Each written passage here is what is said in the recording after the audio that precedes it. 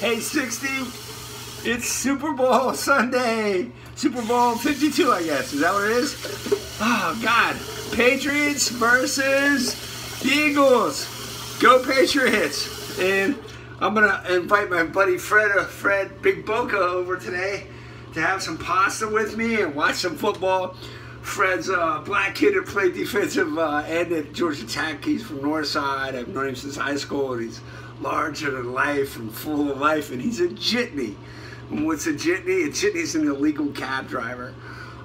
They were ahead of the curve on Lyft and Uber. Black communities often have a hard time getting cabs to show up.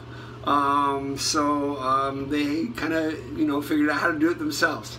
So Freddie's a jitney. He's always got great stories. He's loud. He's big. His mother's a pillar of the community here, if that's even possible to say without sounding corny. But she, she does gardens here and restoration and works with the Boy Scouts. We have a Boy Scout troop here that's mostly all black kids that she runs, and she just does a great job. Anyway, I hope to see Freddie today. Have some pasta with tomato basil sauce and sausage and talk football and laugh. Yesterday was the Super Bowl Basketball Hall of Fame, and here in Pittsburgh, and I attended and got to see a kid, Gabe Jackson, and some other people that I coached along the way get inducted, and it was a great time.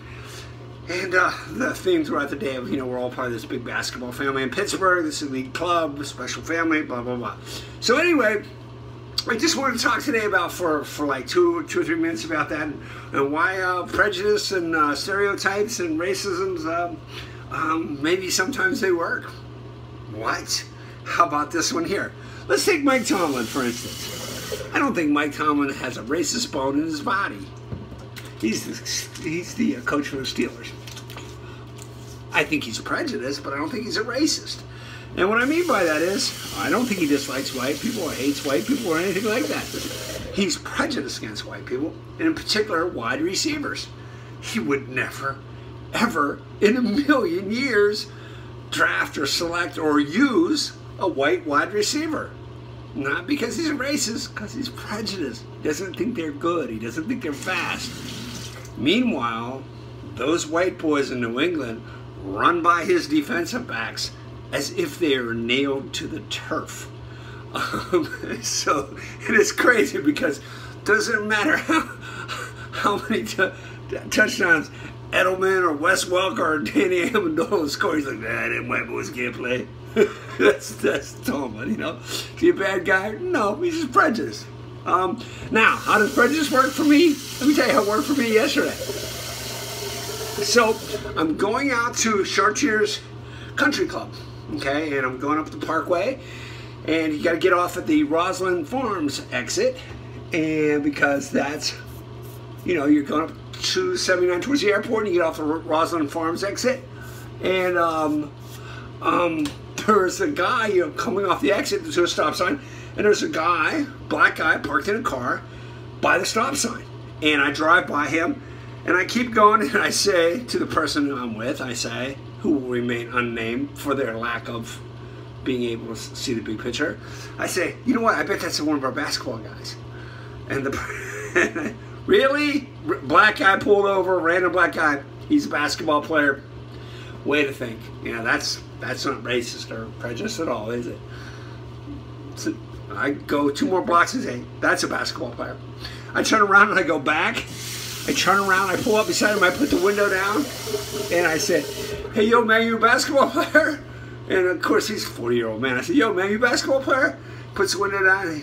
Yo, man, you a basketball player? He's like, yo, man, it's pretty racist to think that all black people play basketball. That's not what he said. He said, yeah, I'm lost. And I said, yeah, I know. You follow me. So I guess, and then we had a good laugh about it in the parking lot. But he was a member of my family, of that basketball family, and I knew driving by there, and I'm glad I wasn't I'm glad I wasn't too stupid to be scared and ask if he needed help. And I'm glad I wasn't too stupid to think that that might be racist to ask him if he plays basketball. And it turns out it was a Wilson kid that played at Duquesne. And there were several Duquesne players being honored that day. Duquesne University players being honored that day, and he was there for, as a former player to support them. So if it works for you, whether it's Mike Tomlin or me, time and place for everything. And I guess yesterday was the perfect place and time to be prejudiced, think in stereotypes and be racist. Okay. Peace, B-60. Go Patriots. Do something nice for somebody today. Bye.